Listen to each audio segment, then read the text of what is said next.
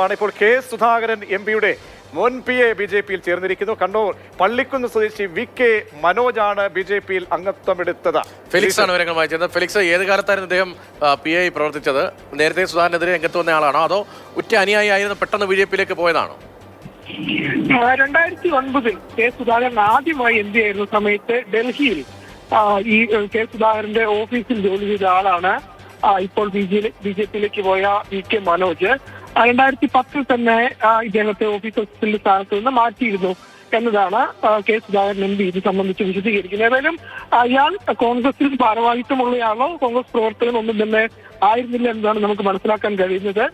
കോൺഗ്രസിന്റെ ഇപ്പോഴത്തെ സമീപനത്തോട് യോജിപ്പില്ല എന്ന് വ്യക്തമാക്കിക്കൊണ്ടാണ് ഇന്ന് രാവിലെ ഇദ്ദേഹം BJP യിൽ ചേർന്നത്. ഒപ്പം തന്നെ കോൺഗ്രസ് വിട്ട് BJP യിൽ ചേർന്ന സ്ഥാനാർത്ഥിയായ T രഘുനാഥ് ഇദ്ദേഹത്തെ ഷാൾ അണിയിച്ച് സ്വീകരിക്കുകയും ചെയ്തു. 2009 ഇയാൾ കെ സുധാകരൻ ആദ്യമായി MP ആയിരുന്ന സമയത്ത്. ശരി, ഫെലിക്സ് ആണ് വിവരങ്ങൾ നൽകിയത്. സുധാകരന്റെ മുൻ PA ആണ് ഇപ്പോൾ BJP യിലേക്ക് പോയിരിക്കുന്നത്.